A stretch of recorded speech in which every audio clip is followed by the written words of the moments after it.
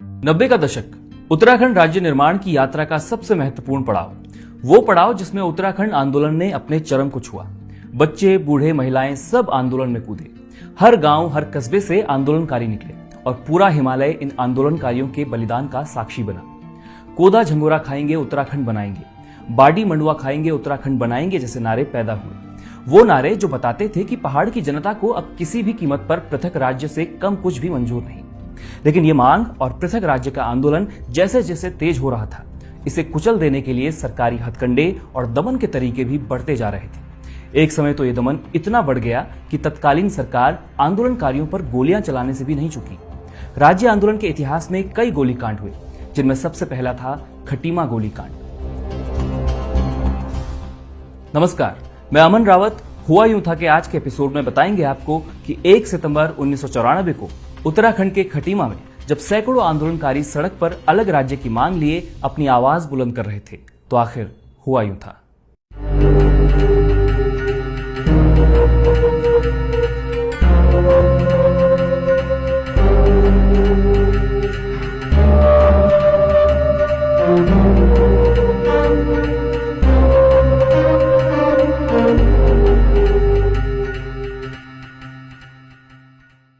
उत्तराखंड राज्य की मांग देश की आजादी के कुछ समय बाद से ही उठने लगी थी।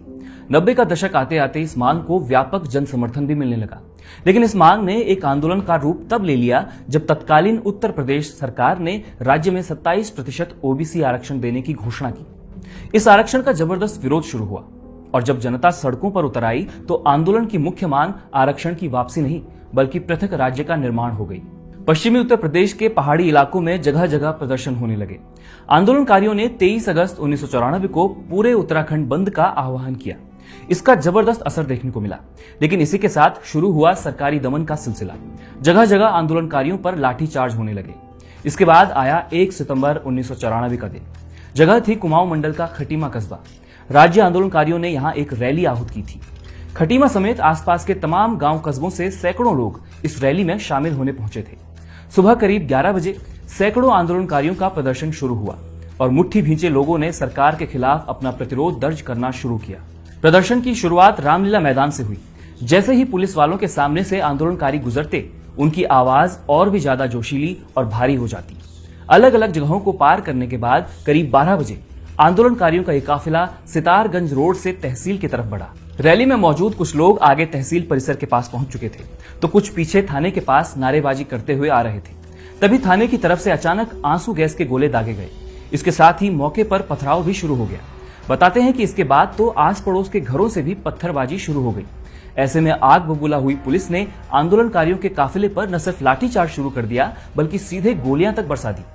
भीड़ में अफरा तफरी मच गई और भगदड़ की स्थिति पैदा हुई। कई सारे लोग इस भगदड़ में घायल हो गए। पुलिस ने करीब 60 राउंड फायर किए। इस गोलीकांड में सैकड़ों लोग घायल हुए और 8 आंदोलनकारी शहीद हो गए थे। इनमें प्रताप सिंह, सलीम अहमद, भगवान सिंह, धर्मानंद भट्ट, गोपी चंद, परमजीत सिंह, रामपाल और भुवन सिंह शामिल थे। आगे चलकर जब इस मामले की जांच हुई तो यह भी सामने आया कि इस घटना को षड्यंत्र के तहत अंजाम दिया गया था। पुलिस की वायरलेस रिकॉर्डिंग में कई सारी बातें झूठी पाई गई। जैसे एक रिकॉर्डिंग में यह कहा जा रहा था कि पुलिस वालों पर फायरिंग की जा रही है, जबकि किसी भी पुलिस वाले को कोई नुकसान तक नहीं पहुंचा था और न ही आंदोलनकारियों की तरफ से कोई गोली चलाई गई थी। यह भी बताया जाता है कि इस बर्बर गोलीकांड में मारे गए 4 लोगों को पुलिस ने छिपाकर थाने की ही किसी कोठरी में रख दिया था और देर रात को उनके शव शारदा नदी में फेंक दिए थे।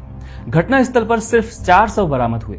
ऐसे में कई सालों तक पुलिस ने अपने इस कुकृत्य को छिपाने की कोशिश की और शहीद हुए आंदोलनकारियों की संख्या सिर्फ 4 ही बताई।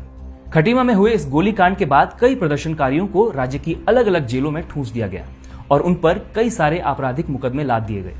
खुद को सही ठहराने के लिए पुलिस ने सारा दोष आंदोलनकारियों में मौजूद पूर्व सैनिकों और महिलाओं पर डालने की भी कोशिश की। पुलिस का कहना था कि पूर्व सैनिकों के पास लाइसेंसी बंदूकें थी और गोलीबारी पहले उन्होंने ही शुरू की, लिहाजा जवाबी कार्रवाई में हमें भी गोलियां चलानी पड़ी। महिलाओं के बारे में पुलिस ने कहा कि उनके पास दरांतियां थी, जिससे महिलाओं ने पुलिस पर हमले के प्रयास किए। उत्तराखंड के इतिहास में 1 सितंबर 1994 काले दिवस के रूप में जाना जाता है। खटीमा गोलीकांड स्थल की एक दीवार पर आज भी पुलिस द्वारा बर्बरता से चलाई गई गोलियों के निशान मौजूद हैं। एक दीवार पर खून से लिखा गया उत्तराखंड इस बात की गवाही देता है कि उस दौर में यहाँ की जनता में अलग राज्य के लिए जोश और जुनून किस कदर था। उत्तराखंड आंदोलन की लड़ाई में खटीमा गोलीकांड एक अहम पड़ाव माना जाता है। इस घटना के बाद मसूरी और मुजफ्फरनगर के रामपुर तिराहे में भी गोलीकांड हुए, जिनमें दर्जनों आंदोलनकारियों की शहादतें हुई। लेकिन सबसे ज्यादा अफसोस की बात यह है कि राज्य बन जाने के 22 साल बाद भी शहीद हुए आंदोलनकारियों को न्याय नहीं मिल सका है। आंदोलनकारियों पर गोली चलाने वाले किसी भी पुलिसकर्मी को आज तक सजा नहीं हो सकी और इनसे जुड़े मामले आज भी न्यायालयों में लंबित हैं। उत्तराखंड राज्य आंदोलन के लिए अपने प्राणों की आहुति देने वाले सभी शहीदों को बारामासा परिवार श्रद्धांजलि अर्पित करता है।